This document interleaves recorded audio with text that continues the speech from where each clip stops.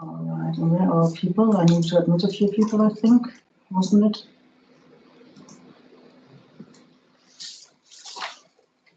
All right, there we go.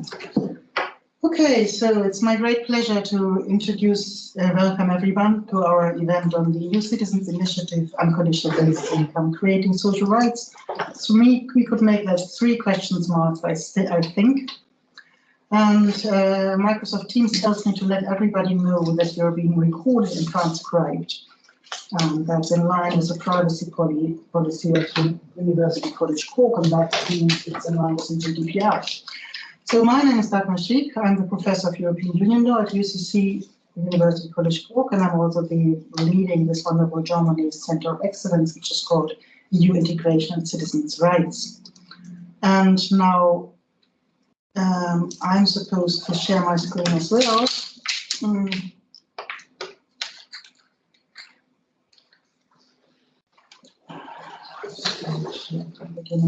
This is just our little introductory program. So this is a larger project where the idea is, there are so many crises of the European Union and there's so much written on them that we're all tired of hearing about crises, right? And so we thought, well, maybe we have a new idea. Maybe the new idea is, can we use the idea of rights activation to enhance the legitimacy of the European Union? The question is, how can citizens be enabled to interact through rights, and can that actually help the EU? And so that's what we're doing. And these are our 3 concepts: rights, activation, legitimacy. And don't give you a presentation on them. I'm just telling you that we have more than just this event. We're looking into rights in the Union. This is part of this event, what the EU does itself and what we can do within the EU. We also look into rights in the EU's neighbourhood, and there we don't do the whole of the EU's neighbourhood. We only do the Western neighbourhood, more specifically Northern Ireland, and the Eastern neighbourhood, more specifically Ukraine. And when we look into rights in the Union and in the EU neighbourhood, we have a little bit of a focus on free movement and anti-discrimination, but also on social rights, human rights, and economic rights. Beyond the EU's neighbourhood, we also look into the EU's global rights policies. And this event here is actually our 6th event. Yeah, so you can see that we have loads of events. This is 12 altogether, if I'm not mistaken. And we are at event number 6. Our next event, which I'm shamelessly advertising now, is on the 5th of July. And there we move to the premises of the Irish Human Rights and Equality Commission in Dublin. That's on the 5th of July at 4 p.m. And who doesn't want to travel to Dublin can join us online, obviously. So at the moment we're looking at this event. Universal is in comments, of course, Teresa, who introduces that event. Let's stop sharing my screen now and give the floor to Rita. Perfect. Thank you very much, Dagmar. It's a great pleasure to be here with you all today in the room and online. We have a few people joining us even now. I think it says a lot about everybody's dedication, given how warm and delightful it is outside, that people are here with us. So I won't keep you from very long, because it's always the case when you're talking in these rooms that the people around the table invariably know at least as much, and sometimes actually a lot more about these things than you do yourself. But just to keep in mind, the European Citizens Initiative was introduced under the Lisbon Treaty. It was part of the kind of debates leading up to that. In particular, it was kind of discussed kind of amid much enthusiasm as a tool that would address the great democratic deficit within the European Union and provide an avenue for citizens to be closer to the decision making and to have a greater capacity to influence within the European Union. And Dagmar and I were in discussion earlier in the week about this, and Dagmar was sharing a lot of the detail about the different articles of the treaty and how carefully specified the parameters of the Citizens' Initiative was at the start. And of course, it requires at least 1 million citizens from across a minimum of 7 countries in the EU to initiate a policy proposal in a specific area. And therein, of course, lies the devil in the detail, in that the actual threshold for reaching those criteria are particularly high and require transnational mobilisation. And I know some of our colleagues are going to speak to those in a minute. Operating in multiple jurisdictions, legal and bureaucratic requirements, concerns about data protection, all of these things have contributed to making this quite a formidable obstacle for campaigners to reach. And as a consequence, only a very small number of initiatives have actually reached the thresholds. There was one additional one added on the 14th of June. See, I checked today, I was looking because my numbers were wrong. Which is a Europe Without Fur. So they are the most recent group to have reached the threshold. But it really speaks to the kind of the challenges in this space, how few have actually made it over the limit. In 2014, there was actually a review of the Citizens Initiative, and there were changes suggested, and actually those have been implemented, and they've perhaps gone some way to reducing the barriers, but it still remains a very tricky obstacle to get there. Probably the last point in relation to Citizens Initiatives is there's quite a few of us working in direct democracy who actually don't think this is a Citizens Initiative at all. In fact, it's an agenda initiative, because the Citizens Initiative actually requires that you put something on the agenda of the policymakers, the decision makers, and then if it's successful, it triggers an actual vote of the citizens. So it's actually a two-part process. First there is the agenda, and then there is the vote. But actually in its essential design, this is just a one-part process. So it's really better understood as an agenda initiative. So everything from kind of its misnaming to begin with to the very significant challenges to reaching the threshold, I think mean that this is a particularly interesting tool to look at, and it'll be really fascinating to hear from colleagues talking to this. So without further ado, I'm going to hand over to Dr. Anastasia Karatsia, who's joining. Ulrich is first. Ulrich is first. Oh, okay, sorry. Oh, please excuse me, my apologies, Ulrich. Dr. Ulrich Schatzleider is going to speak to us first, and probably quite appropriately now that I think about it, because he, of course, has led a citizens initiative. But in addition to that, he is an energy consultant, lecturer at the University of Magdeburg, and a freelance social scientist. His research focuses on socio-ecological transformation, societal roads out of ecological crisis, and degrowth. And he is a member of the board of Unconditional Basic Income Europe. And Ulrich, you're, as I understand it, caught somewhere in Fishguard, I think. So you're. Thank you very much for agreeing to join us somewhere between Germany and Cork. So you're particularly welcome, and we'll give you about 25 minutes if that's okay. And I'll hand over the floor to you now, please. Yeah, thank you for introducing me. I cannot speak so quick English, so but I try to give my best to be in time. So I try to share the screen, my presentation. Yeah. So first, some words on our organization. Unconditional Basic Income Europe. They're a very small, pure voluntary organization with 400 members, and yes, 10 up to 30 activists, so all over Europe. Our main goals are making unconditional basic income a hot topic in mainstream political world, to assert the feasibility of an unconditional basic income, to make it a credible and attractive alternative for Europe. Yes, in order to reach these goals, we started an ECI. That was our second attempt.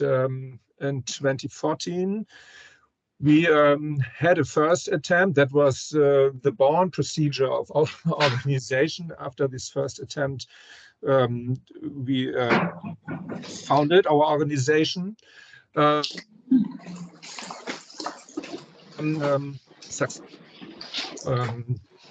Yes, why did we start a second attempt. So we were sure that when we look at polls, that there is a big support for UBI. And yes, our simple goal was just to make this support visible and to force the European Union institutions to debate that. Okay. Our first application for the registering was this here. We request the Commission to actively support all member states in introducing an UBI that ensures every person's material existence and opportunity to participate in society. After that, we listed some of the goods of this UBI. I don't want to tell you all that now. What was the first assessment of the Commission? It cannot be registered. Why? They said the only legal basis for registering would be this Article 153, and but scope of the Commission's competence to submit proposals for legal acts under this 153 paragraph are only proposals with regard to workers or unemployed persons, and UBI is a proposal for everybody. It doesn't matter whether you're unemployed or worker or whatever. So they said that was not fitting to our proposal.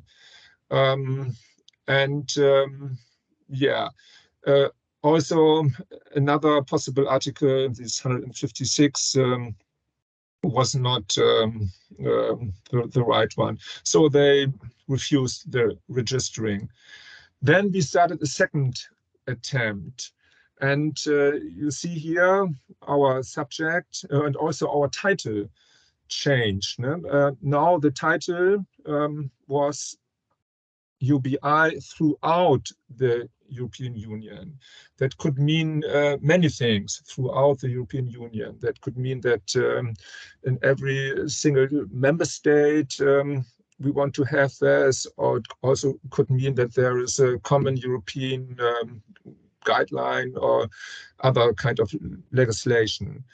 And we defined then in our second attempt the basic income explicitly as an economic policy. So we hope that that is in the scope of the Commission. And yes, we also try to put it under the cohesion article. We argued that it could reduce regional disparities. So, okay, and yes, also Ms. Schick helped us a little bit with this formulation. Thank you. But and it was successful.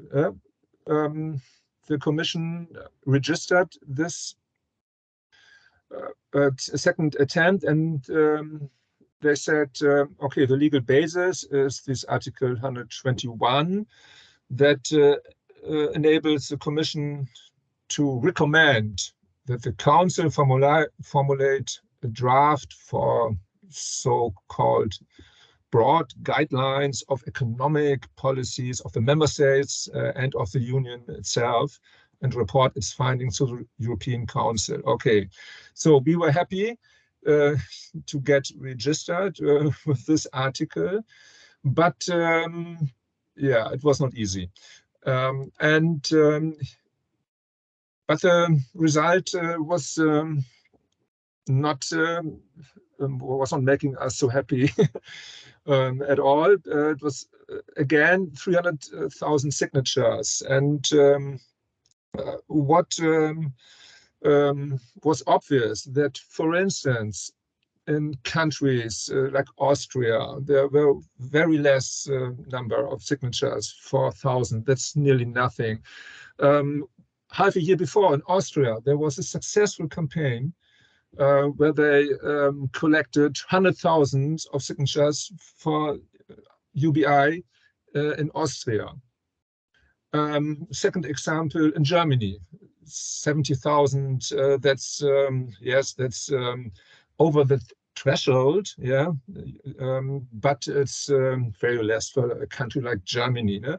Half year before, we had in Germany 500,000 signatures in the Corona. There was a special Corona-related petition for basic income. I could add some other examples.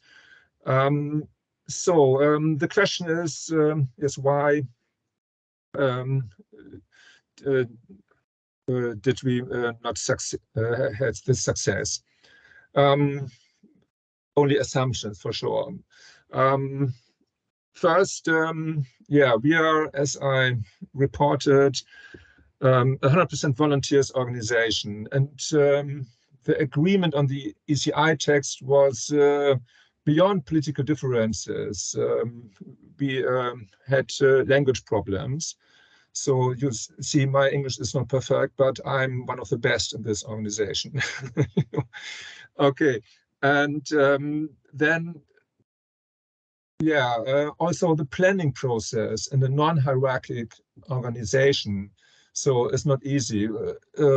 Roughly to say, there are different political cultures. The old, I named that the old one. The strategy is to go on the street and to join conferences and such things, to organize festivals.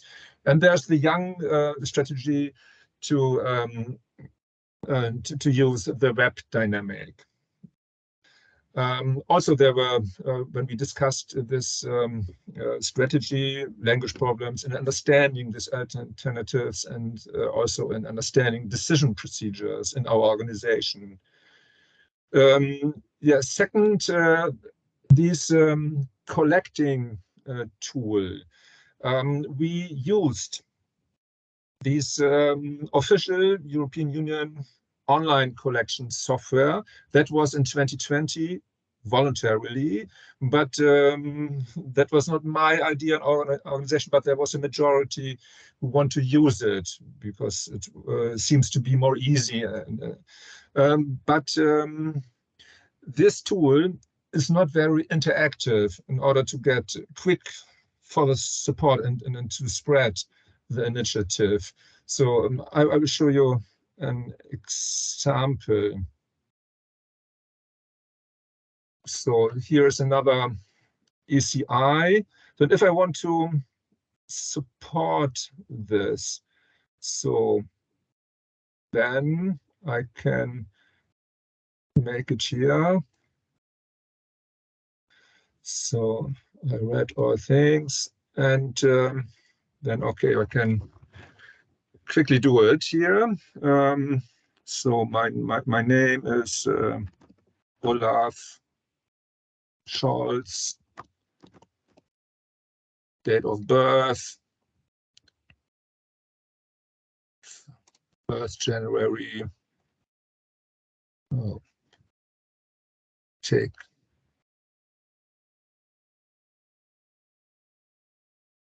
maybe this, and yes, street. That's yes, Chancellor Street 1, and oh, it's 1 postal code. I take some from Berlin.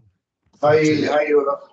We can't see the web page, so could you? Oh, you can see it. Oh, yeah. Oh. If you just stop sharing for 1 second and share your desktop. Okay. Okay. Take your time. Take your time. Yeah. Okay. So I stop sharing. So. And I stop sharing, and then I start sharing again. Yeah, with your desktop. And my desktop. Yeah. now you can see my desktop. Yes. This, okay. Yes, So, yes, great. okay. So already said Olaf Scholz. So I'm not sure he when does, I but- try to fill in this form, that's the official collection tool from the Commission. Then okay, so postal code something with 30. It's Berlin 349, and so country selection. So I think that's all. Oh, this hurdle here, 7QMI. I know that all is correct. So then, okay, they asked me here some question if I would leave my email address and so on. I can click that, yeah, but there's no further interaction on this web page. So if I would click that, that I would, yeah, if I'm ready to get some informations and so on, then the organizers will enabled to use these email addresses later and send emails, but they don't send these emails by themselves later, but then the EU Commission send these emails for them. I will show you also an example for that. So wait. Oh, it's no, it's wait. Oh, where I am. Sorry.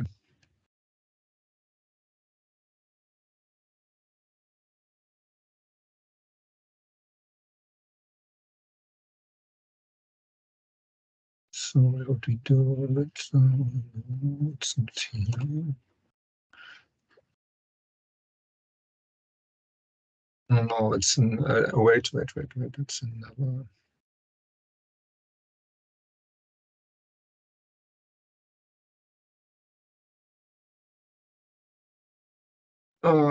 Wait a second.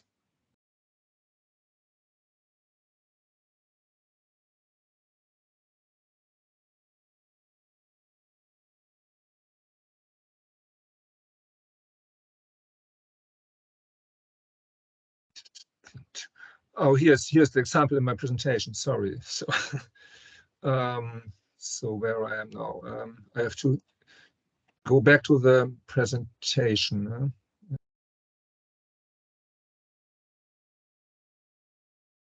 So I stop sharing this screen and again share my presentation. So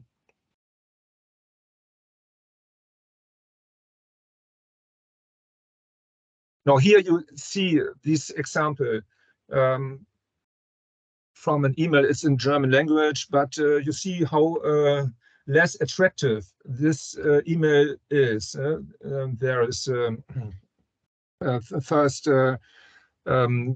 there's a text from the European Commission, and the Commission says, okay, you are getting this mail because you have agreed on that, and but we are not responsible for the content, and then the content from the initiative comes. I just want to show you this because that shows how not interactive it is. After a certain time, then these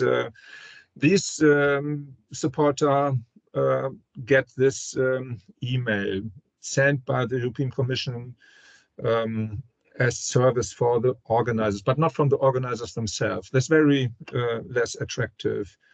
And okay, and then there are another tools we could use, were not these official collection tools, and another tool where which are constructed very interactive, where quite after, direct after the signature, the supporters were asked, do you want to spread this initiative? And they only had to make one click. And yes, if you want to spread an initiative in the web, so every additional click and every additional reading will with that you will lose supporters. So that's an experience. And this tool is not very fine. In order to reach this here, this goal, to have a quick spreading of the initiative. Okay, and this goal, this sampling tool is mandatory since the beginning of this year. In 2020, for us, I mentioned this, it was our choice. That was not my choice, but the majority of our organization. But now it's mandatory. So, and that is not suited for quick spreading. Okay, second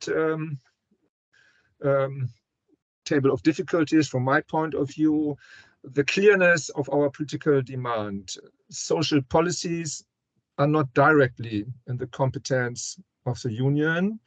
So we could not demand the introduction of a UBI directly in clear words.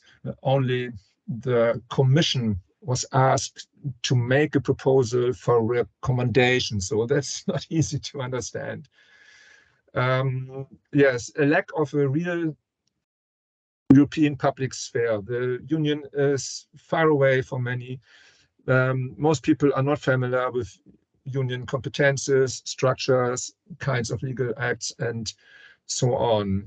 And also, that was in particular our problem, a lack of allied organizations in the field of social policies, and in particular at European Union level.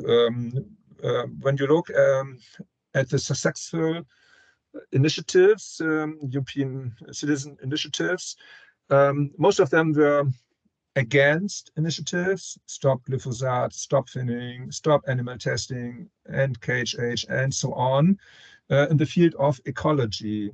And they were successful with the help of many established environmental EU-level ecological organizations. But there's no such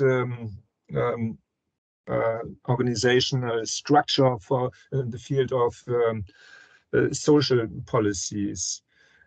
So, okay, that is my short report on our ECI.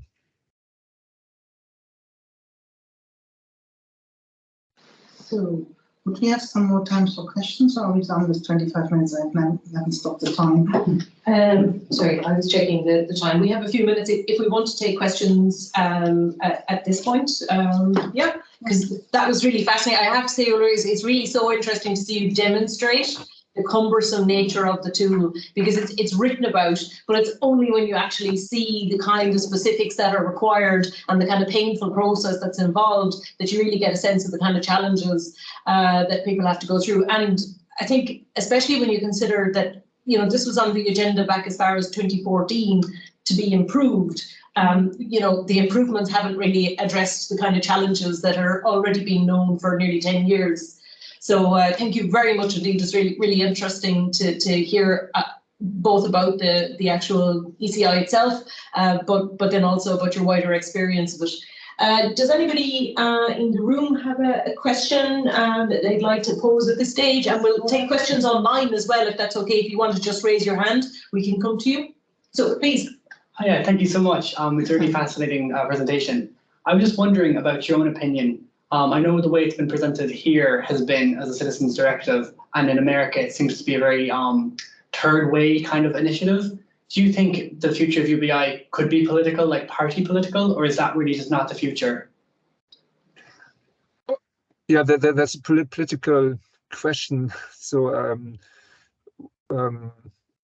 so if I understood it correctly, You asked me whether UBI could be a party policy, or what was your question? Yeah, should we pursue this in a partisan way, or is it best to keep it as a non-partisan, like citizen action, in your opinion? So I guess the question is whether political parties would help getting more. Yeah, for sure. But that's exactly our goal, to bring political parties to support us, in particular on the European level. There are some individuals, some MEPs who are in favor of, but that was more or less secret. So we know that they're in favor of, but they have the courage to say that it's too loud, because that's not official policy of their party. There are some in the Green fraction, some in the leftist fraction, also some liberals, some MEPs who are in favor of, some from the Social Democrats also. But yes, that's undercover. Correct, thank you. There's another hand up in the room, I think. No? Okay, then we have the hand up of Nico. I'll just unmute Nico, if I manage. There we go. So, Nico, try to say something, please. I think I've unmuted you. Have I? No, I haven't. Okay. Can you try this? Yeah. All right, I think we're good.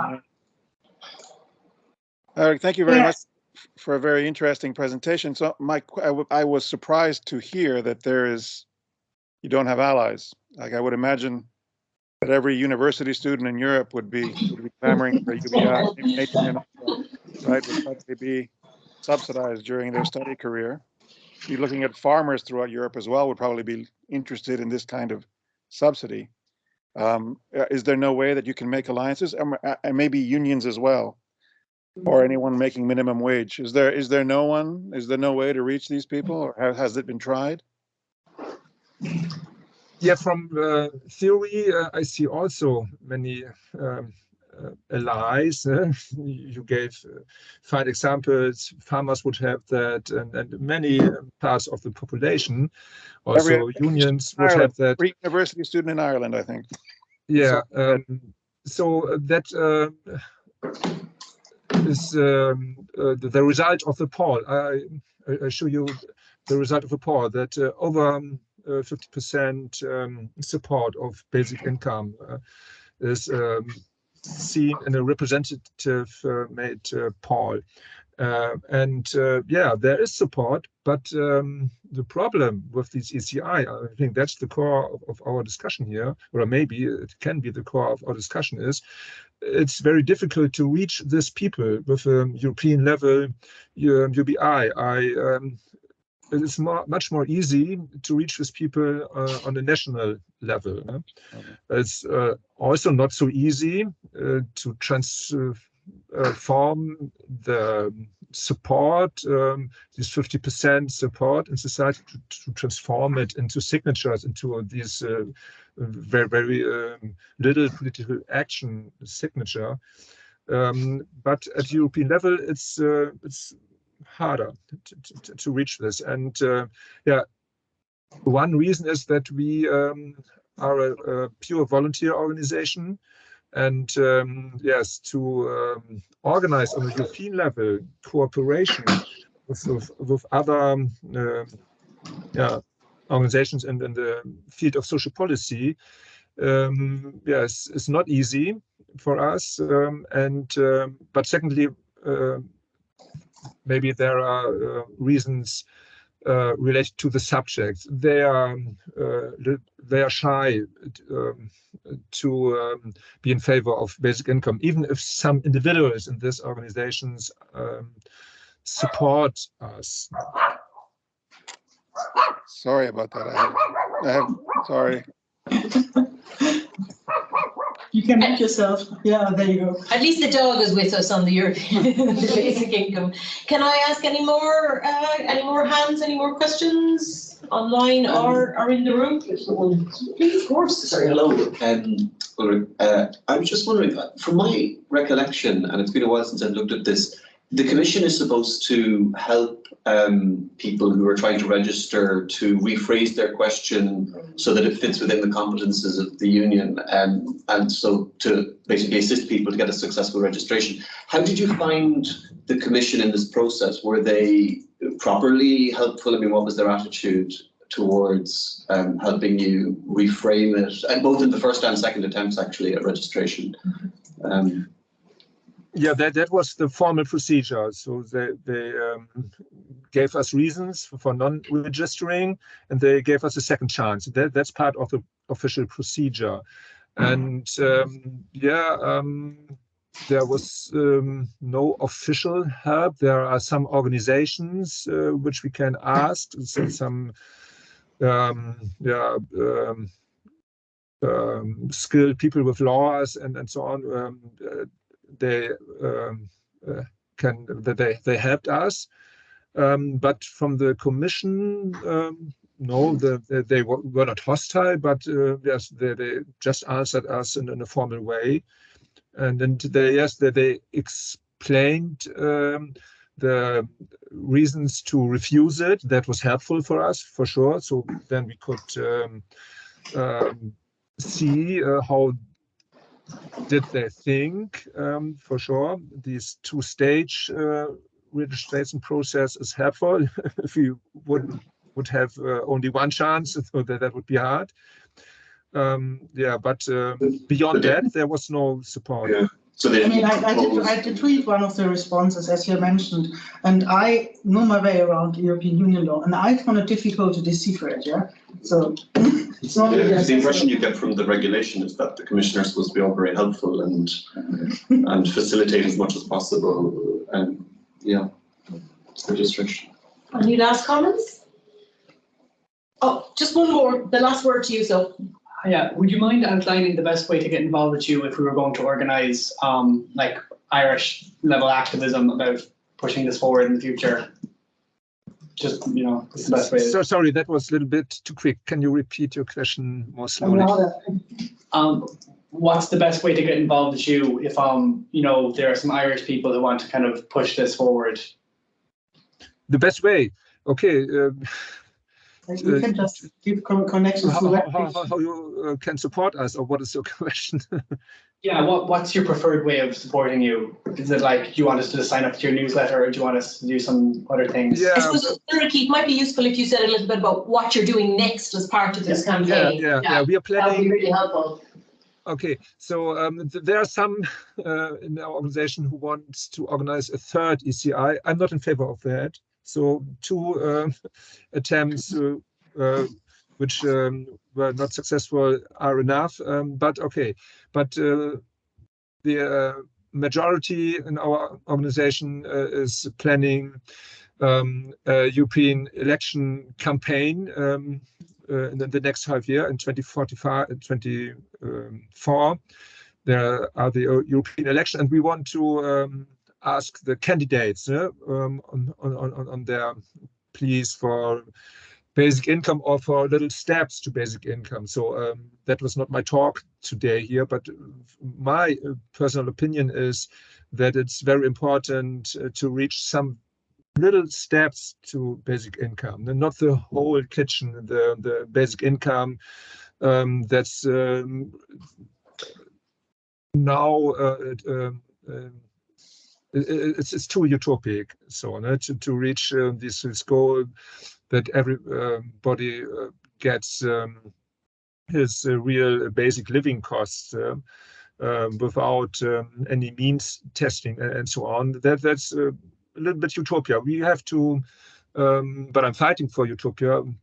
People always in history did that, but I think to be realistic, we must develop policy proposals also on European level for very little steps. Only one short example: we could take the revenues from the European CO2 emission trade system and share it equally to every European citizen. That's only €30 a month.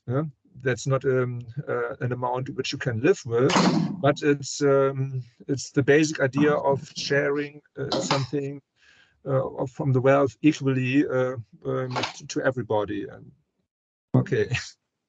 Thank you very much, and that's very helpful just to hear about where the ECI is going from now. I wouldn't be too downcast though, Ulrich. The one that I was involved with is Voters Without Borders, and we didn't make it to 10,000 signatures. You have 250,000, so you were infinitely more successful. I think you've a lot of ground laid on which to take your initiative further. Whereas I think from our side, we're kind of rethinking the whole thing. It's been a pleasure, and especially thank you for engaging with the questions. So at this point, we're going to hand over now to Dr. Anastasia Karatsia, who apologies, was partially introduced at the very beginning. Anastasia is a senior lecturer at Essex Law School, where she is teaching banking law, competition law, and EU law. Her research is focused on citizens' participation in European law and decision-making, with a focus on the European Citizens Initiative, which is why, of course, she's with us here today. Notably, she has published on the legal framework of the European Citizens Initiative and the litigation surrounding the European Citizens Initiative.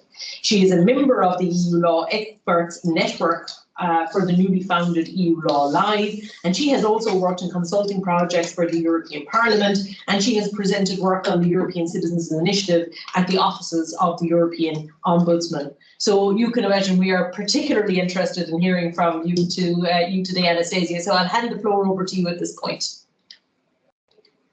Thank you so much, and thank you also for the invitation. It's a real pleasure to be with you, even virtually. I'm sorry that I cannot be there in person, but I am quite pregnant and traveling is a bit tricky nowadays.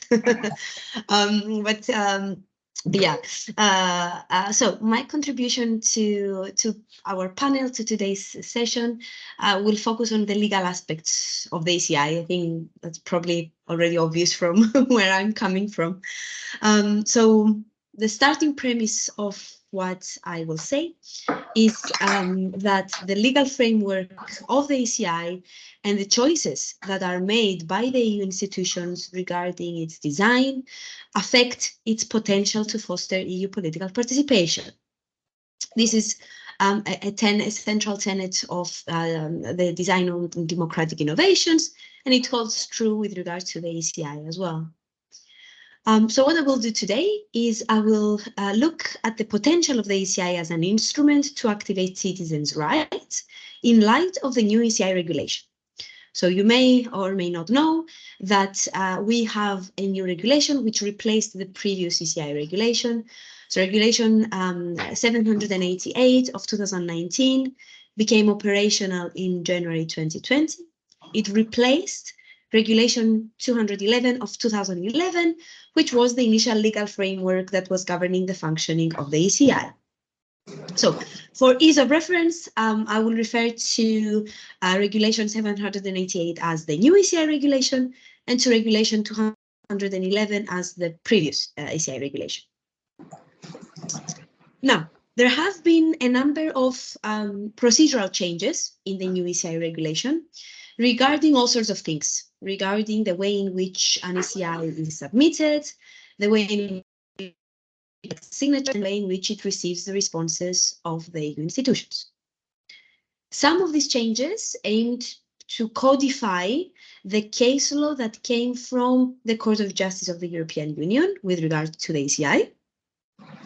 And others are changes introduced by members of the European Parliament in response to organizers' feedback throughout the years.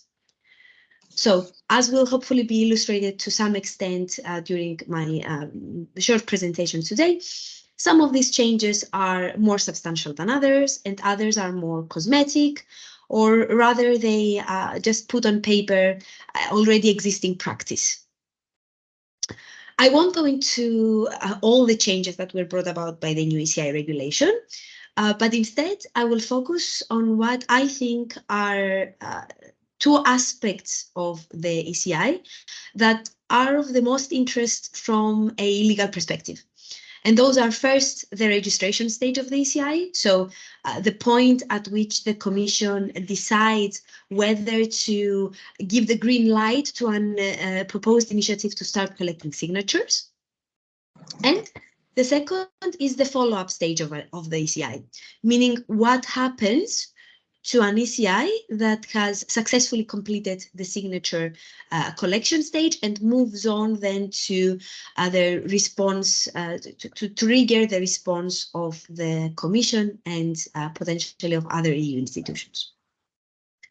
For each of these elements, I will talk about the main changes that the revised ECI legal framework has brought, and I'll reflect a bit on the potential meaning of these changes for current and future users of the ECI.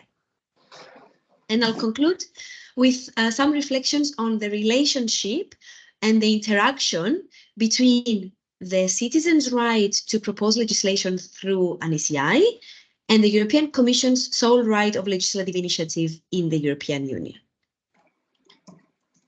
Before I proceed with a discussion of the ECI's registration stage, I'd like to start off with a brief comment on a change that can be found in the preamble of the new ECI regulation, and the beginning of the new ECI regulation, and which might seem minor at first sight.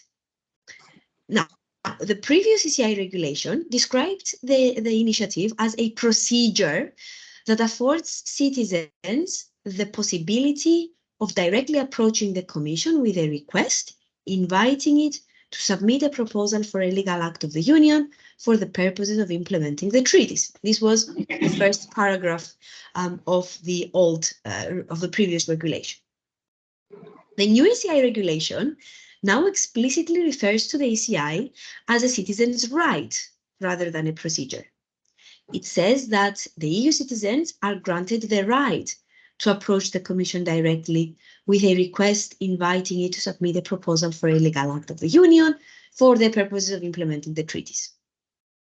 And according to this new regulation, it's on the basis of this right that the initiative contributes to enhancing the democracy in the Union through the participation of citizens in its democratic and political life. This change in the wording of the regulation essentially corresponds to the emphasis placed by the European Court of Justice on the nature of the ECI as a citizen's right. We saw two cases reaching the European Court of Justice on the nature of the ECI as a right. And these are the two cases that have reached the European Court of Justice. And we've had others that were completed at the first instance court. These two cases were the Anagnostakis case and the One of Us case. And in both of them, the Luxembourg judges referred to the citizen's right to submit an ECI. Now, a closer look at the text of the new ECI regulation gives us some more information about what the EU legislators believe that this right contains and how this right fits into the broader picture of the European Union's political life.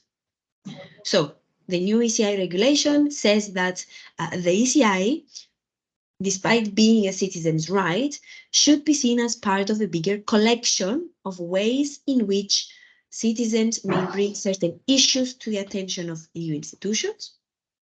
And these additional ways include dialogue with representative associations, dialogue with civil society, consultations with concerned parties, petitions to the European Parliament, and applications to the Ombudsman.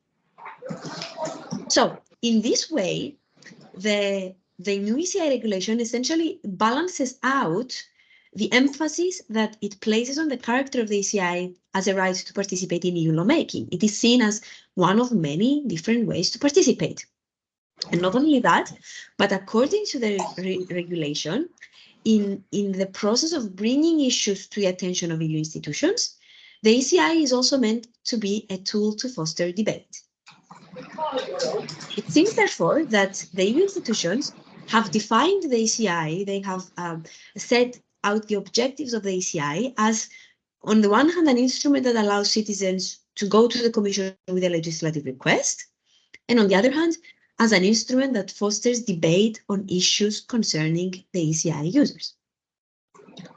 It's in light of this double purpose that the new ECI regulation makes certain procedural changes, including the ones, some of those are the ones that I will move on now to discuss.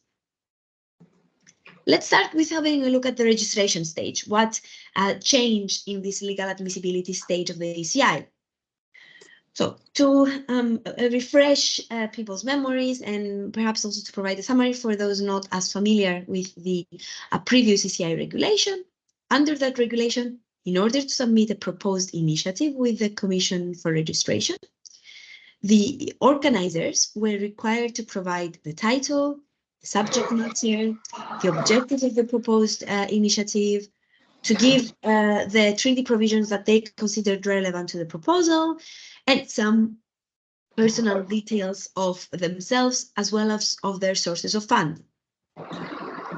There was a chance for the organizers to provide an annex with more details about all these things that I just mentioned. And if they wanted, they could have provided a draft act as well. On receiving this information, the Commission would check if the proposed initiative complied with the so-called legal admissibility test, which consisted of 3 criteria. So an initiative would not be registered, rather, if it manifestly fell outside the framework of the Commission's powers to submit a proposal for a legal act of the Union for the purposes of implementing the treaties, if it was manifestly abusive, frivolous, or vexatious, or if it was manifestly contrary to the values of the Union as set out in Article 2. So it's worth mentioning here that out of all these 3 criteria, only the one on the framework of the Commission's powers was actually used as a basis to reject proposed initiatives. And if I'm not mistaken, this is still the case. Even under the new ECI regulation, I don't recall seeing initiatives rejected on the basis of the other 2 criteria. So if the Commission refused to register an ECI, it was obliged under the regulation to inform the organizers of the reasons for the refusal and the channels through which the organizers could challenge the Commission's decision. And this was basically by bringing an action before the Court of Justice of the European Union against the Commission. This test faced a number of criticisms since the very, very early stages, the very early days of the ECI.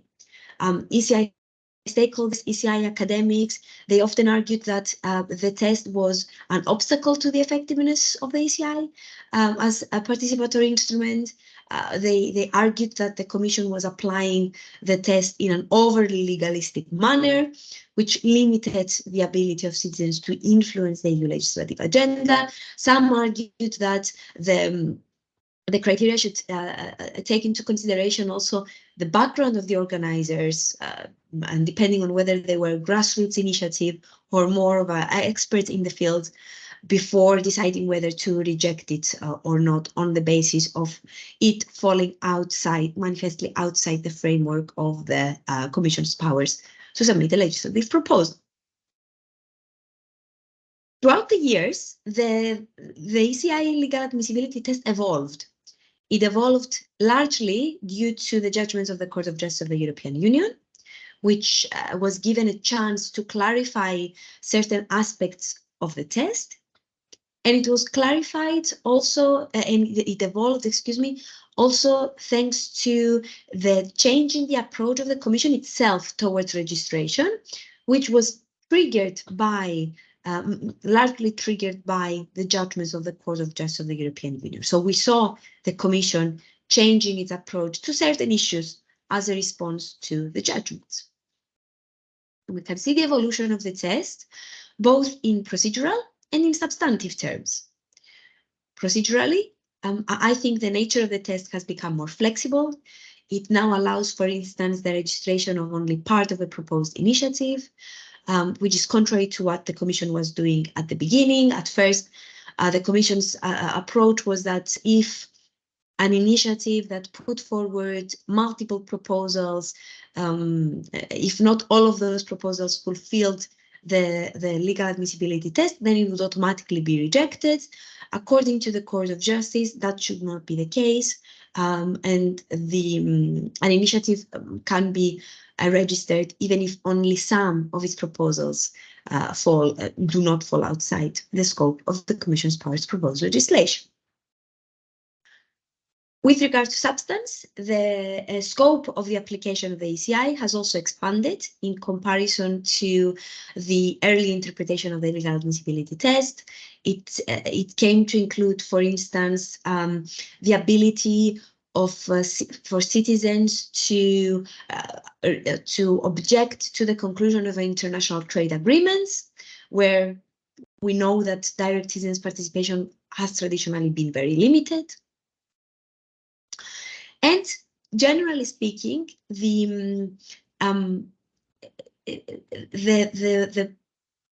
significance of the ECI legal admissibility test was highlighted by the Court of Justice in the cases. So the court expressed the view that the ECI is a right of union citizens, that there is a right of union citizens to submit a citizens' initiative, and essentially that all refusals to register a proposed initiative is an action that impinges upon the very effectiveness of that right.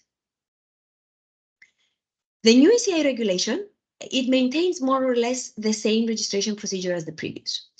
And it additionally codifies the possibility for partial registration.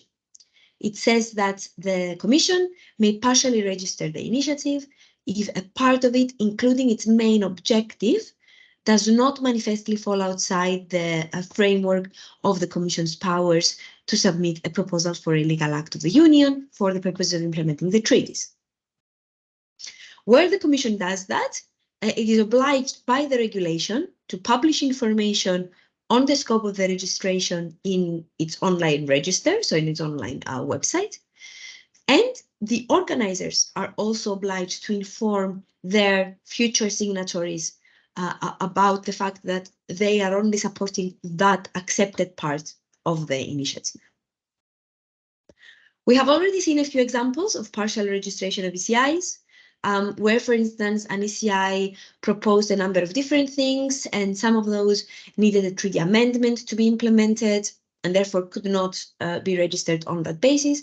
Then the Commission only registered the part of the proposal which could be addressed with measures that do not need a treaty amendment. So that's an example of how the Commission has approached this change.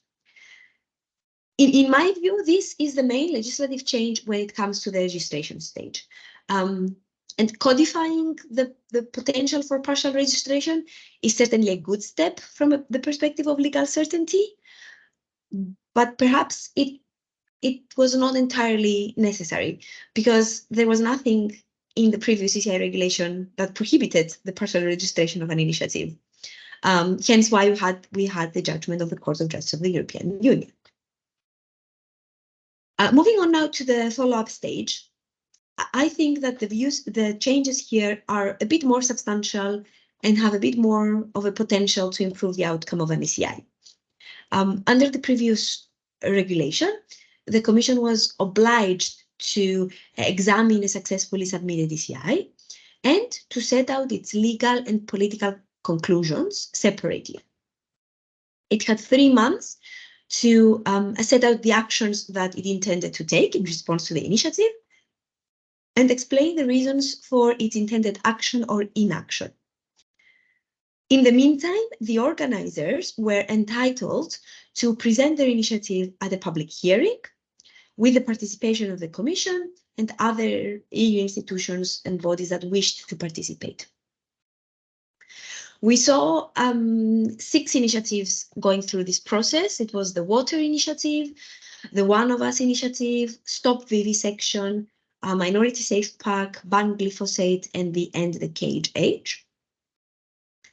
And nowadays, the new ECI regulation maintains the public hearing at the EU level, but Notably, I think it places the responsibility of organizing this public hearing upon the European Parliament, which is now required to organize this hearing, having in mind a balanced representation of various interests, the interests of the relevant stakeholders, but also civil society, social partners, and experts, in addition to the ECI organizers. The Council is also mentioned for the first time in this process as an EU institution that should have the opportunity to participate in the hearing, to guarantee its inclusive character and further its public interest. Notably, there is no specific mention of the Council's role as a co-legislator, and perhaps a link with between that role and why it should be present in the public hearing of a successful ECI. Beyond the responsibility for the public hearing, the European Parliament is also given an oversight role. It is now responsible for assessing the political support of a valid initiative after the public hearing, and it is also responsible for assessing the Commission's response to the initiative.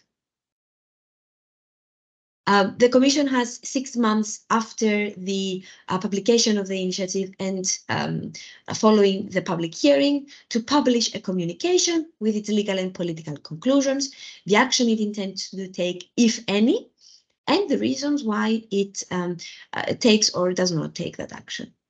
It decided to take or does not take that action.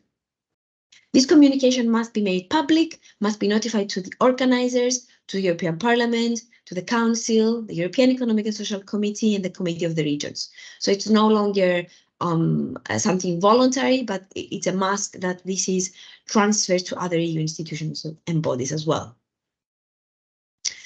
One key observation that we can make from the above, and also going back to the objective of the ECI to allow citizens to approach the Commission, but also to foster debate, is indeed this increased role of the European Parliament in the follow-up stage of the ECI.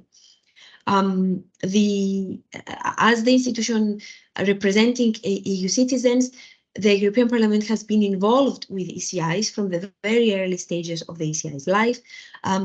We have seen it support the first successfully submitted ECI by adopting a resolution and calling on the Commission to take further actions on the objectives of the initiative. So now the new ECI regulation sort of confirms or solidifies this involvement by giving the European Parliament a role in the organization of the public hearing, a role in the assessment of the ECI after the public hearing, and a role in the accountability of the Commission in properly responding to ECI organizers. So this new legislative framework of the ECI strengthens, I think, the link between citizens' representation in the EU through MEPs and citizens' participation in EU lawmaking through a successfully submitted ECI. We saw an example of this in the latest successfully submitted ECI, the Save Bees initiative, which was the latest that has gone through the public hearing process.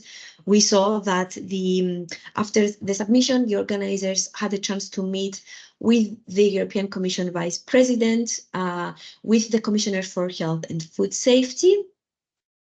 Then there was the public hearing, which took place in January of this year. And in March, the European Parliament debated actually the initiative in its plenary session. Finally, last April, the Commission adopted its communication, setting out its response to this successful initiative.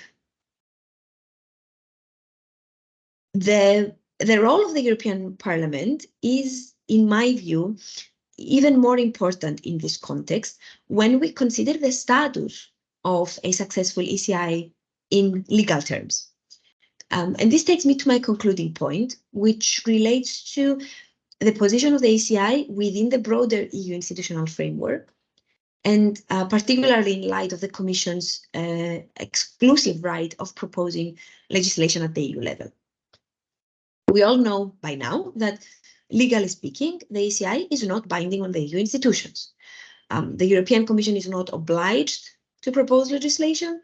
It is not obliged to propose any policy measures as a response to this ECI, and we have seen it completely refuse to take any actions in response to ECIs that actually did very well in the signature collection stage. It has the discretion to refuse to act on an ECI altogether, as long as it examines it properly. So based on the principles of good administration, and as long as it explains the reasons behind its decision to refuse to act.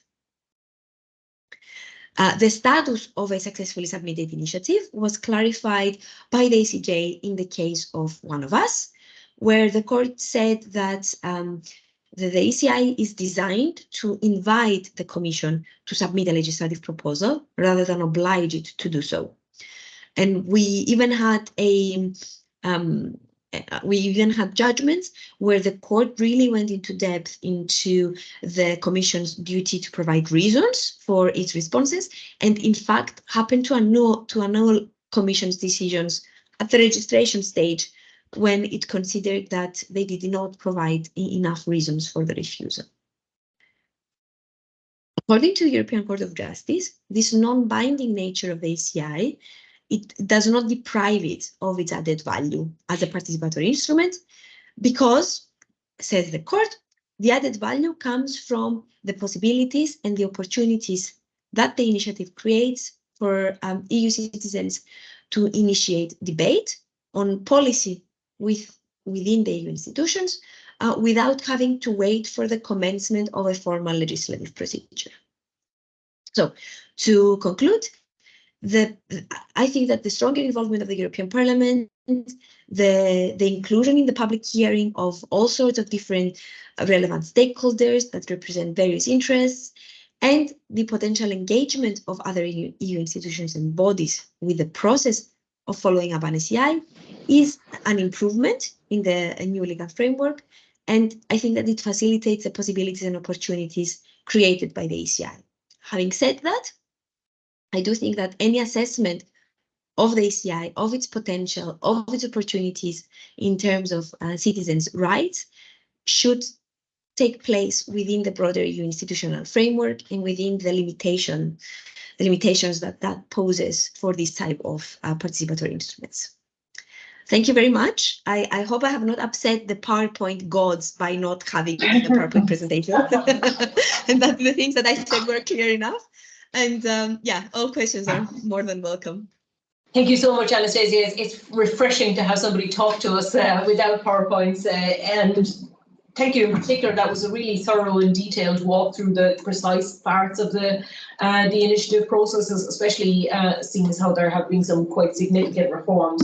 We have a few minutes, not many, but just one or two, if anybody wants to ask a specific question at this stage directly of Anastasia. There's also time for some discussion as well with Dagmar at the end. So if anybody online wants to raise their hand, or if there's anybody in the room that has anything in particular that they want to ask. I might hand over to you, Nico, if that's okay. Once we unmute you, I'll give you the floor. Yep, thank you. Again, another very, very interesting presentation. It's very nice to see that, I guess, citizens' rights to at least speak are being addressed and empowered. I'm just curious, the average European citizen, when are they made aware that this right exists for them, that if they want change, they have to ask for it? Is this something that people are taught in high school or in first-year university? Week 3. We don't teach it here. I don't teach it. Would you like me to respond, or? Please do, please. Yeah. Yes. Yeah. So yes, thank you for this. Actually, this has been one of the many criticisms of the ECI, again, since the very early stages. Maybe if I can make if I can open a bracket here and say that I have been researching this since the 2012, and it is, I think, surprising how many criticisms derived even from the first year of its operation, and the lack of visibility in the media was one of them. The fact that people don't know about it and are not made aware of it. I think that improvements have happened. I know that I think there were some specifically targeted actions by the European Commission to raise awareness of the ECI. This had to do also with Europe Days. So I have seen events taking place in Europe Days in different countries where you have your stand there with the ECI and promote the Commission promotes this tool. I don't have any statistics, I'm afraid, as to how effective this has been. This is not necessarily something that we teach at the university, at least we don't. I know that there have been some funded EU projects which aim to raise awareness. So I think I have seen recently in the website of the European Commission a project which has created actually a module for school teaching them about the European Citizens Initiative. Again, I'm afraid I don't know how that works in practice, but yes, I think we're in a better position than obviously 10 years ago when this first became operational. Thank you. I'd add, I think it appears in the curriculum in the School of Law and in the Department of Government, just briefly, but it certainly is mentioned along the way. So it's I teach it only in my modules, but the smaller modules for political science students. I do it for when I do legislative initiative. Just briefly mention the commission that can be invited by the Parliament. I talk about it when I talk about direct democracy. So Yes, people. Manuel, I have a and I quick might come question. into the last question online. Yeah, just a quick question regarding, have the citizens involved in the Conference on the Future of Europe raised any kind of comments about the ECI, improvements regarding the ECI, ways of, making it more accessible, implementable for citizens? As far as I know, no, or if they have, it must have been something very minor for me not to remember it. Yeah, that's okay. And then just one last question we'll take online. Declan, we're just unmuting you and I'm trying to, I think, Roman. Again, just unmuting. Good afternoon, everybody. Thank you very much, Anastasia, for a very, very interesting presentation. I actually was involved, I worked in the European Commission, and in fact, I was involved intimately with the first generation of the software to support the ECI. And at that time, ECI was very nearly stillborn, because Anastasia might be able to say a little on the regulation for the collection of signatures in the first, as you say, previous version. It was extremely restrictive and then put a huge onus, particularly on NGOs, to provide the software and the hardware environment for the collection of the figures. And the Commission and the Luxembourg government had to step in and design and make available for people launching initiatives to use open source software to collect their signature. And it'd be interesting from a historical point of view if Anastasia could just fill in that particular period when it was very, very problematical as to whether it would really take off at all. And the right to water was the success which encouraged other people to launch initiatives. So maybe you'd like to say a few words on that, Anastasia. Yes, thank you so much. Yes, indeed. So there were massive complaints about the way in which people had to collect signatures at the first few years of the ECI. I recall complaints about how burdensome the procedure was. Yes. The fact that people had to establish their own indeed software, but also the fact that when they were collecting signatures in the street, that came with its own additional burdens. I remember speaking to organizers who were particularly concerned about their liability for keeping personal information of the signatories. Passport details. Yes, passport. No exactly. procedure in place. Yes, exactly. Passport numbers and so on. So I think, in my view, it is an improvement that the software is now obviously available to ECI organizers. I recognize, as Ulrich said, that it has its own, it comes with its own challenges, obviously. But this can perhaps be linked to the surge in the number of proposed initiatives that we have seen lately. So if I'm not mistaken, there had been a dip in the proposed initiatives for a few years, and then the numbers started going up again. And I suspect that this may be linked to the fact that steps that have been taken by the Commission have made it easier for citizens to collect signatures. And now I'm going to give a last word to Ulrika. I see your hand up, if that's okay. I think you can unmute yourself, can you? Or do we? Yeah, perfect. Yeah, we also saw a battery in the second software, in the second period. That was also our experience. But when I'm informed correctly now, now there is an obligation to use this Commission online collection tool, and we could not use our own open source software anymore, and that's a big advantage, because yes, with this other software, there could be made much more better this interactive procedure, which is the most important thing in order to reach a fine spreading of the content and so on. And that was our experience. That was not possible with these also this advanced version of the union's collecting tool. Thank you. That's very useful insight as well. I think at this point we'll say thank you very much, Anastasia. That was really fascinating. Thank you very much for taking us through all of this. I'm not sure if Sergio is online yet. We can make him a presenter. So Sergio. There he is. So Sergio, hello, how are you? Hi everyone.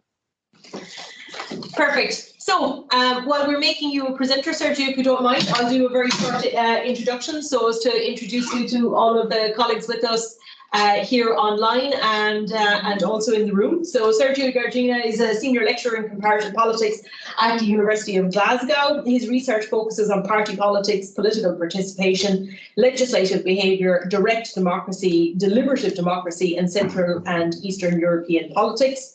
He has published in a range of international peer-reviewed journals, including the International Political Science Review, which I'm the co-editor of, so I'd like to get the plug in for IPSR while we're here. And he's authored and edited several books examining political parties, elections, democratization, and democratic innovations. So it's a great pleasure to have you here with us today. I believe you're in the United States, so thank you very much indeed for joining us, Sergio, and I'll hand the floor over to you. Thank you very much. I'll try to see if you can see my screen. Yep, all good. You can. Okay, perfect. Oh, excellent. So thank you very much for having me here, for inviting me. I have some bad news and some good news. I'll start with the good news. I shortened my presentation by 4 slides after listening to the presenters to avoid overlaps and to avoid similar communication. The bad news is that I still have 13 slides, so you'll have to bear with me for 15 minutes. Right. So basically, I'm looking at this from a somewhat different angle than what Ulrich and Anastasia provided, and I'm looking at this from the angle of political parties, from the angle of more or less of citizens, and from the angle of functional, how functional this is. So just a quick introduction. I couldn't avoid this slide, although it has been already covered. The ECI started with some great expectations, having the basis for the first major transnational practice of direct democracy and allowing the EU citizens to set the agenda at the European level has already provided the grounds for something that was supposed to be major. So it has been advertised as a participatory practice that could mobilize people when voting was declining and democratic deficit persists in the European Union. So we had the European Union faced two realities, two sad realities, and then we have this participatory tool that has been widely acclaimed more than 10 years ago. So that was the scene, how the scene was set with these great expectations. And whenever we have great expectations, we usually have institutions and tools that do not live up to those expectations. So in that sense, that is what the reason for which I'm calling it Mission Impossible. It was quite difficult for the ECI to reach that level of the expectations. We had 101 registered initiatives since the ECI's launch, but only 10 of these reached the required number of signatures, and then 7 of these have been discussed. Most efforts have no results due to low organizational capacity, narrow topic, and limited outreach. And this is something that has been already covered to some extent, but I will discuss in the following slides how I see these from a somewhat different perspective. And the key element that many studies emphasize is that the tool has limited functionality in that respect. Now, it is a weak tool of direct democracy because it is not a full-scale citizens' initiative. It lacks an immediate legislative effect or the possibility to be followed by a ballot vote right now. And in essence, it enables citizens to place their requests at the start of the policy process, but they have almost no control throughout the cycle of the policy process, if that process is even initiated, is even finalized throughout with the procedures of the Commission. Now, the new procedures that envisage a higher role for the European Parliament adjusted some of this, but it's still a problem. It's still a function, a loop in the. It's still a missing link in the whole process. So, just to start with some of the problems that we encounter right now with the European Citizens Initiative. 10 years ago, roughly 10% of the EU citizens heard about the ECI, according to the Eurobarometer. And as a comparison, since there was a question about the Conference for the Future of Europe, roughly the same percentage heard about the Conference for the Future of Europe. So these are probably the people in the European Union that are quite up to date, informed, following this sort of development. But this was 2012, 2013. In 2021, a YouGov survey shows that it's only 2.4% of the citizens in Germany and Italy, founding members of the European Union, and then Finland and Portugal, known for their participatory processes, know about the existence of ECI. Of course, this is not done at the level of the entire European Union, but still within these 4 member states, where we would expect quite high levels of involvement, of engagement, of knowledge, it's very, very little. So it is quite fading visibility, and this has numerous causes. Some of them will be touched upon in the following slides. Some of them have already been mentioned. The media do not pick up on this. There are other priorities in the member states. The education environment does not spend time explaining what the ECI is at any of the sectors, primary, secondary, or tertiary. These things have been already discussed. So that is one problem. Some people who knew what the ECI was sort of got used to the ECI, and so that its efficiency is quite limited. Other people do not have access to this sort of thing. So it is overall a pretty major problem. A second problem in terms of visibility. A second problem in terms of the citizens' attitudes and behavior towards the ECI is who uses it. And several empirical results show that the ECI is used mainly by people who perceive benefits of the EU and those who understand how the EU works. And if we look at these 2 elements, we understand that the category of people who will be oriented towards the ECI and willing to use it is quite narrow, because in order to perceive benefits of the EU, you should travel, you should be engaged in all those elements that are linked with what it means to have no borders, to have freedom of movement, to have all those elements related to the EU, to perceive the benefits. So apart from higher education, you would also need a sort of experience with what the EU means. And also the same category of people is very likely to understand how the EU works. So to begin with, we already see that the spectrum of people, the sort of segment, in the population that is willing to use it is quite specific. And this can be easily contrasted with the segment of society that does not associate EU values with the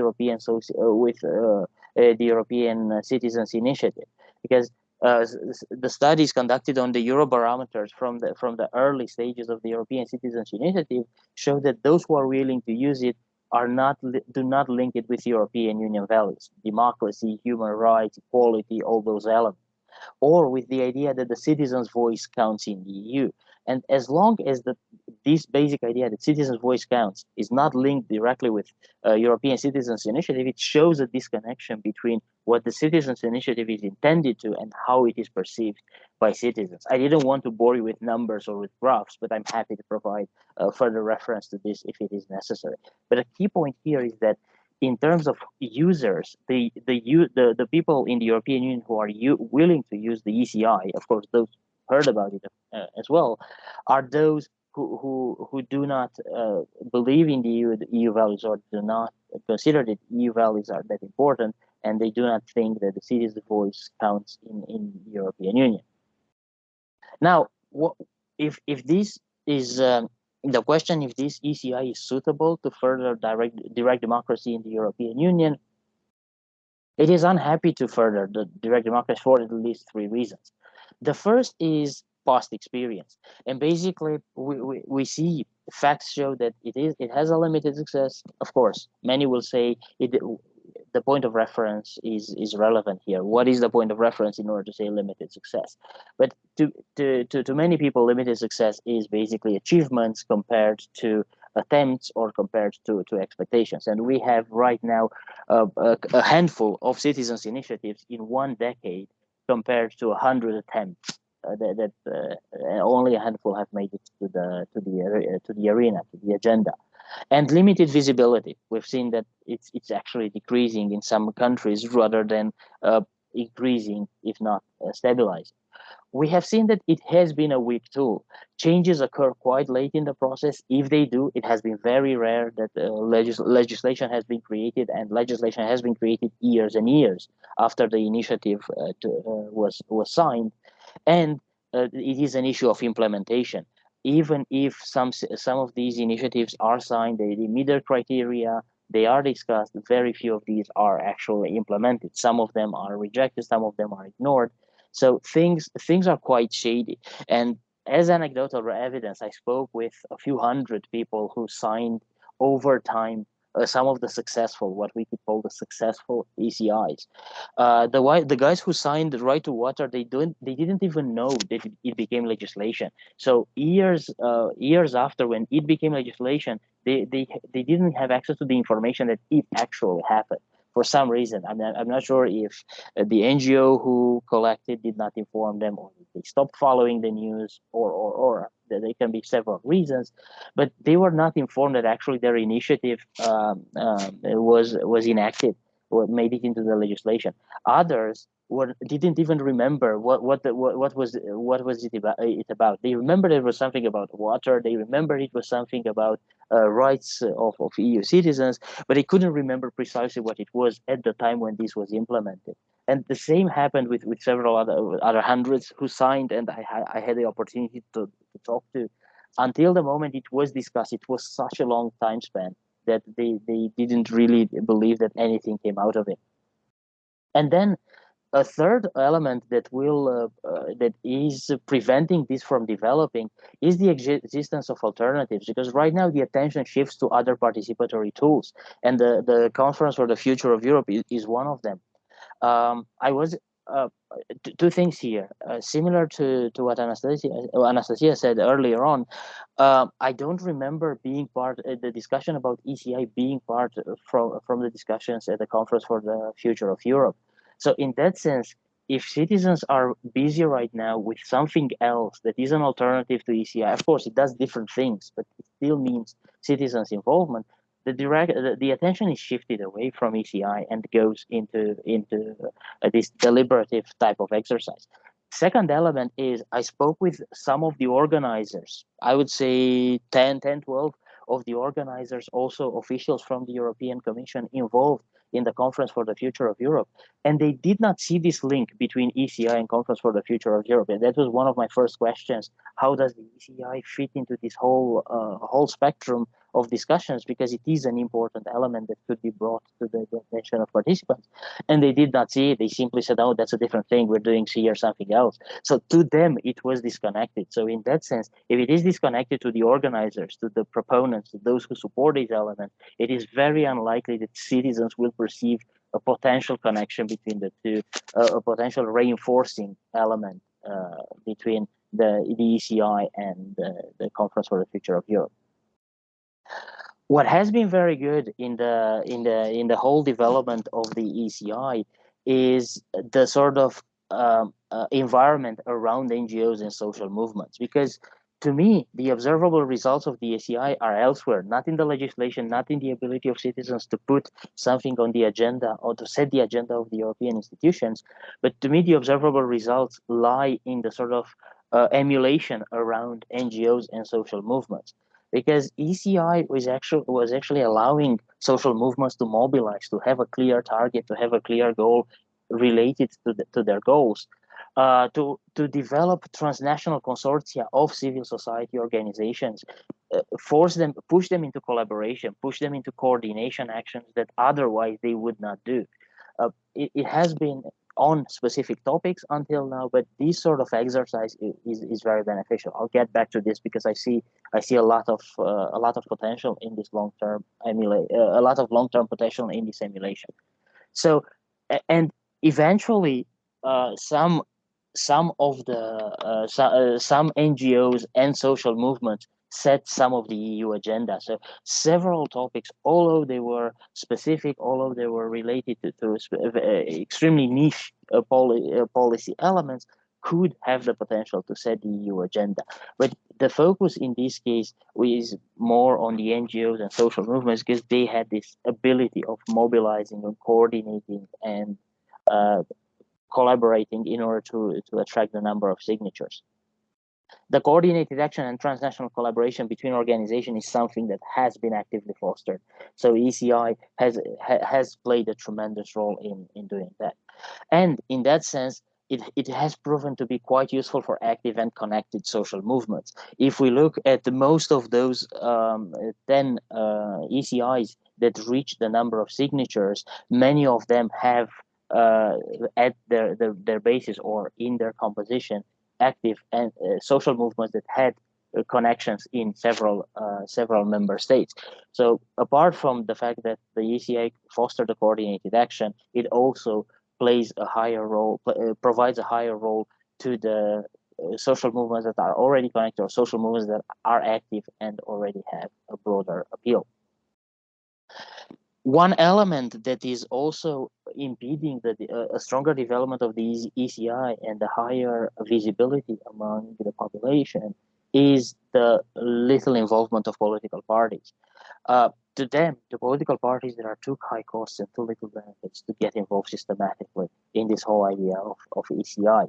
So national political parties rarely do it. There were exceptions in which they did it, especially if they are single issue party or if the topic in the ECI is speaking to the ideological core of the party. That has happened, but it is rare that this happens in more than a couple of member states. Usually it's something ad hoc in which a political party picks up the issue and tries to push it with voters. I'm not aware of any situation in which a party group, a European party group, has actually picked it up and tried to mobilize its electorates to support that initiative.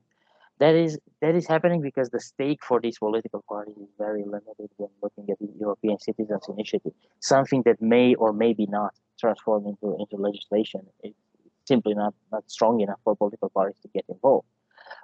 So topic-related, occasional engagement, I've just spoken about it, topic-related and only in few member states. Usually, I mean, there are the usual suspects. When looking at the topic and knowing the priorities of the government or knowing the priorities of the member states in terms of policy areas, that's where this appears, but it's purely occasional, nothing systematic, nothing in the direction of actually helping the European citizens initiative to move on. And the current format is unlikely to catch the eye of political parties for all the caveats that were mentioned here, for all the shortcomings or all the sort of elements that keep the ECI as a low profile for many citizens. The same elements will keep it as a low profile for many political parties, unless there is a salient topic that is addressed in one of these ECIs, and they strongly believe in it, which hasn't happened until now. At the same time, there is a basic divergence between what political parties want and what ECI stands for in that sense. So basically what we have on the side of political parties, looking at national or European level, they are interested in public interest aggregation, interest representation, positions in the EP where they can shape legislation to some extent in terms of approving things or in terms of amending a few elements, and they aim for high impact on policy change because through policy they can re-advertise themselves in the next election. What happens with the ECI is that the ECI shares with political parties only one of these elements, and that's the public's interest aggregation.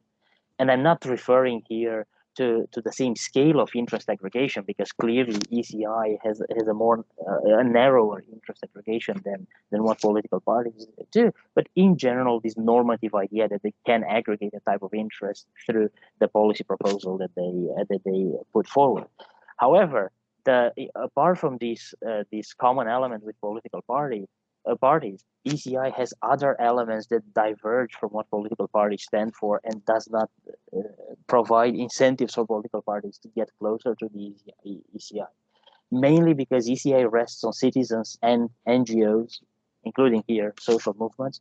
So basically the whole emulation around this is related to citizens and to NGOs rather than to the idea of interest representation. ECI provides an alternative to political institutions, so political parties can look at this also in an adversarial way. Oh, you think that through ECI you're better than us? We cannot do a good job in European Parliament, and you really need this. So there is a possibility. I mean, and again, some anecdotal evidence from several interviews carried out with parliamentarians. Some of them had this sort of distant attitude towards the ECI in the sense of, yeah, that is a thing that maybe citizens do it their way, but we actually know how policy works. They don't. That sort of distancing themselves from an alternative to what they represent. And then the ECI has a limited impact on policy change, factually has a limited impact on policy change. And in that sense, if nothing dramatic changes, political parties are unlikely to get closer to it, because it's too much effort for them to invest resources and hope to get a policy a policy change through ECI when they can have policy change through other means. I know it sounds a bit skeptical, but very often political parties are more pragmatic than we like to imagine. So the unlikely engagement in the future is also due to the fact that political parties rarely engage in citizens' initiative at national level. I do not have a systematic assessment of how much they have engaged, but the ones I have followed, and I think there are more than 20 citizens' initiative that I followed carefully, did not have a sort of solid engagement of political parties at national level. Again, occasionally and mostly in the successful ones, but we do not know if what was first, the party's perception that this will be successful and they want to engage in order to gain visibility, or those things were successful because political parties got involved and they brought some supporters. Probably a combination of both. But generally speaking, they rarely engage. That is the takeaway thing from the observations. And generally speaking, if we look at the relationship between political parties and citizens' initiatives, we see that for other forms of direct democracy, such as referendum, political parties have higher incentives to get involved. Or if there is a recall and they want to recall the opponent, then they have higher incentives to get involved. In general, parties do not involve in citizens' initiatives unless they see an immediate gain in that direction. So when looking at citizens initiative, domestic citizens initiatives in the countries that use them the most, political parties are almost always absent. Sergio, you have about 2 to 3 minutes left now. Is that okay? I'll wrap it up in a minute. So, perfect. Thank you. ECI is also unpredictable and quite slow to devote resources, especially under pressure. So basically, this sums up what I have mentioned earlier on. So in that sense, direct democracy at EU level is sort of going in the direction of what can ECI do. We know that ECI has limited function. We have seen that it has limited functionality, and recent reforms did not address the real problems of the tool, which basically reside in the sort of implementation. Because right now there are not concrete avenues to implement the outcome. Basically, we know that it will end up on the table of the Commission, but the Commission can find ways to sort of evade the implementation if they don't want to. Of course, they can be hidden around these complex measures that, yes, they have to provide very solid arguments. They have done it before. So in the end, the policy does not happen. The policy change does not happen.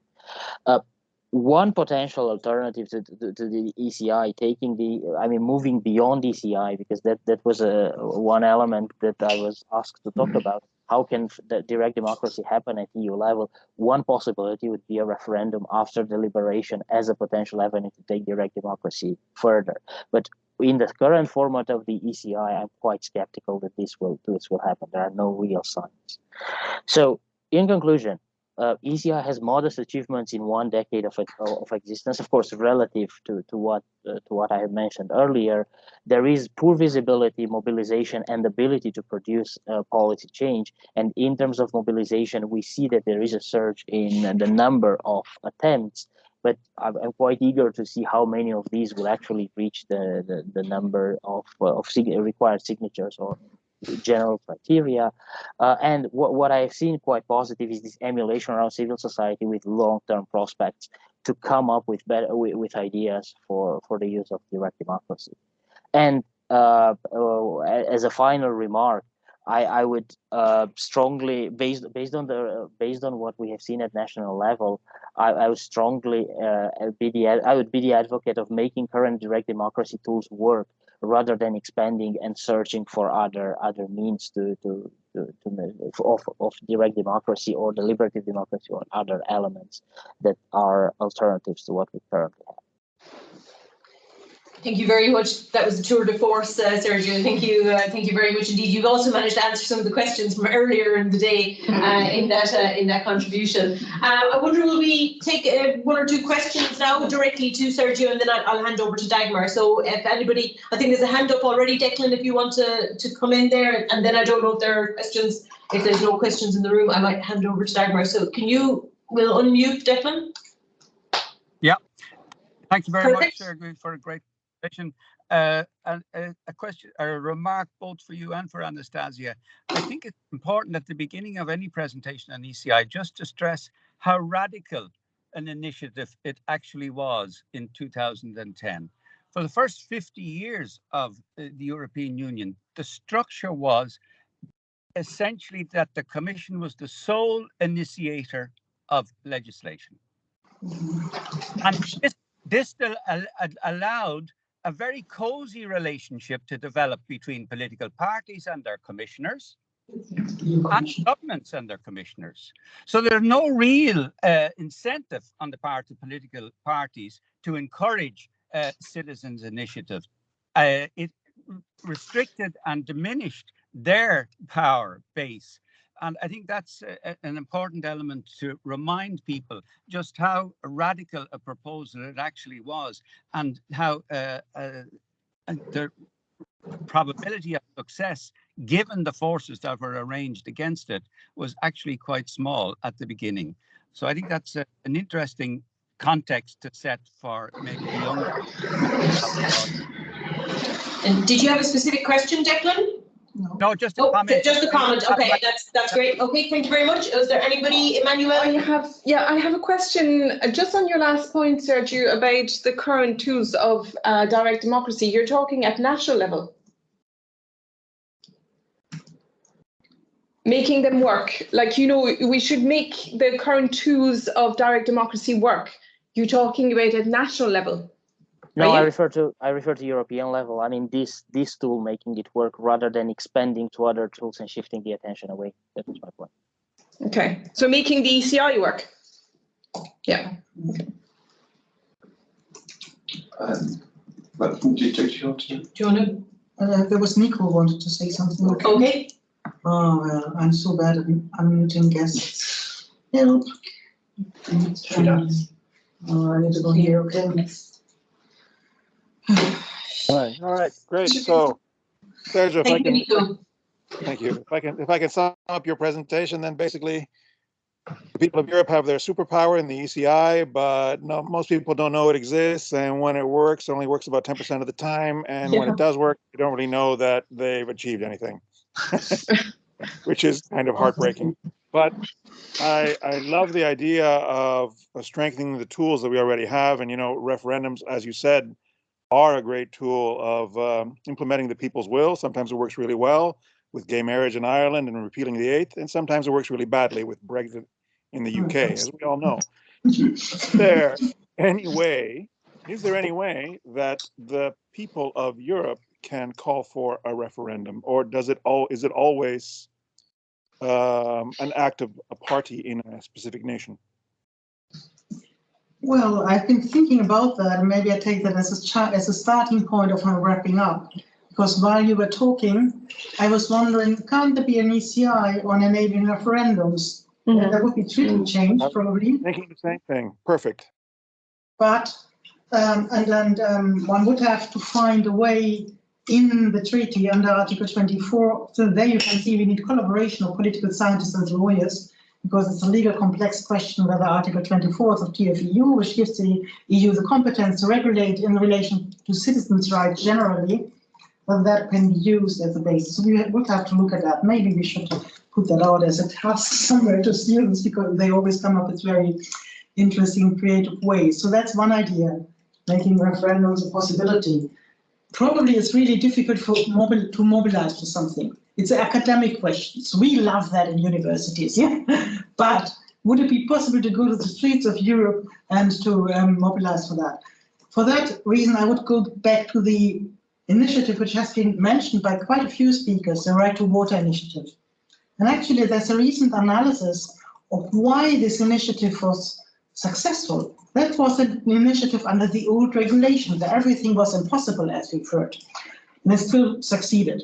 And it was great, and the study I've been reading was done by colleagues in UCD, Roland Erner and colleagues who have an ERC running on industrial relations. And who ran this initiative?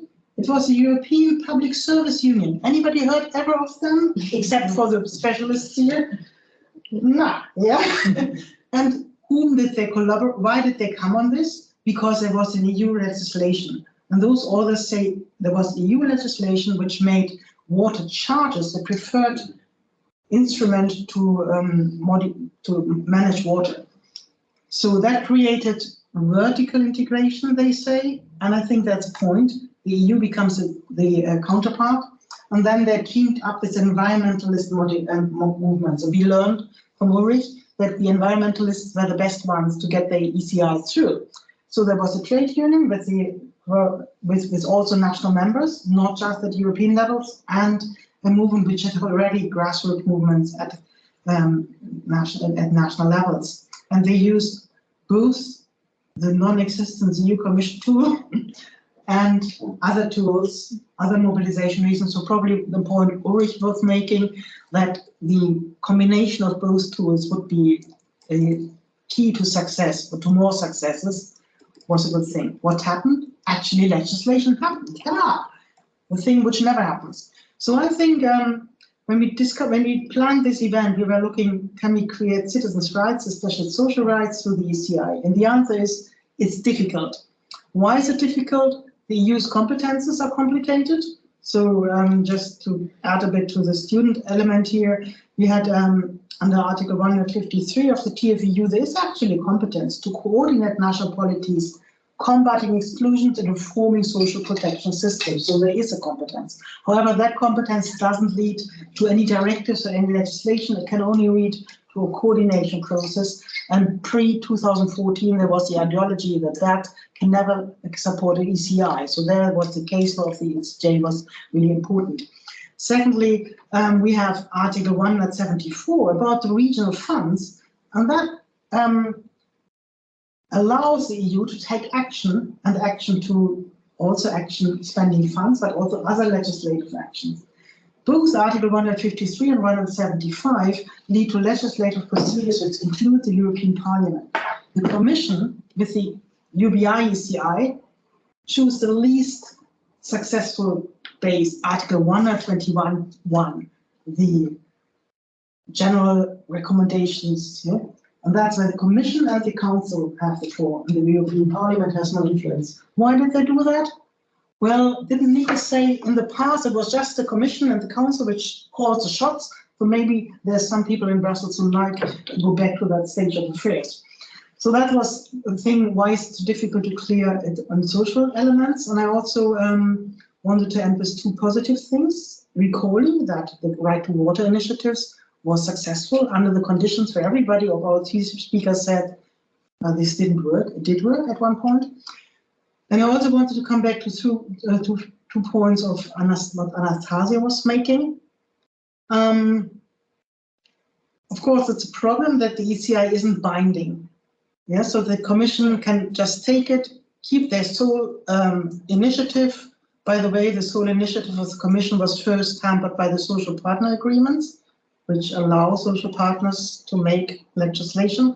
But the Commission has found ways to deactivate that as well, and the ECI was the second one.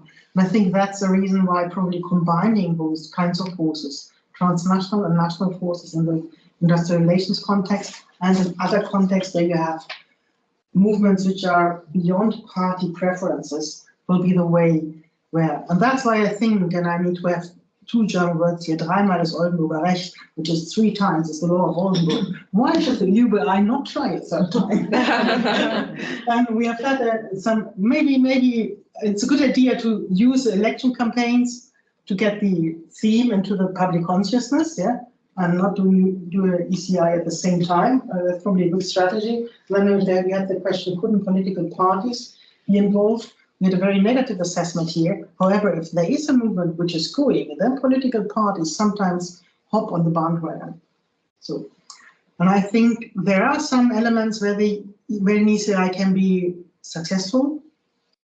I fully agree with everybody that can be more successful means. Does it mean giving up on the ECIs? Maybe not. Maybe it's an element of transnationalization and Europeanization which can be used among others. Trying hard to end on a positive note. Thank you. And at the moment we end 3 minutes before close, so if anybody of the speakers wants to have a 1-minute intervention, we can have no desire for a 1-minute intervention, which means it's to me to thank everybody very much for coming for this event. We will also use this the themes of this event for a podcast, and I will use the address list of the event to answer one of the questions that was made. Where can you contact the UBIE and others? So that everybody knows who was here on the area. Thank you very much, and I think, yeah. Thank you, and please do keep us in the loop regarding your future activities. We will. Thank you so much. Everybody who has registered online or offline, keep you in the loop of such future activities. Thank you. Round of applause, I think. Thank you. Thank you very much. Very enjoyable. One speaker was on an ecological journey here and was stuck in Fischberg, so I'm satisfied that I best fly home next time around. Yeah, it's the same as with the ECI. Difficulties will come with making practice. Thanks so much. Thank you. Thank you, everyone. Bye. Bye. Bye. First, we need to have the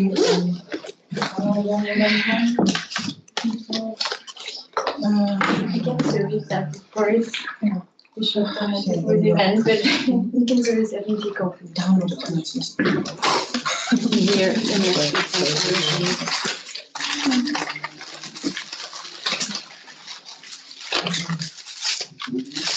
for the people who really have some refreshments. Who's not there?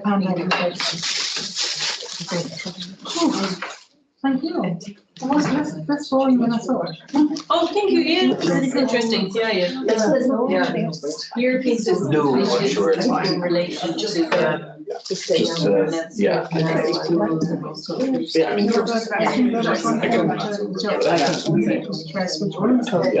Yeah, I don't think it's public. It's something out of it. it's much better. That's the European level.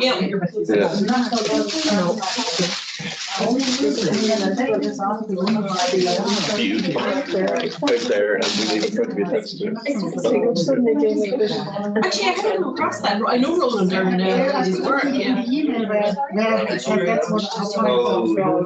Oh, okay, yeah, I was trying to read about it.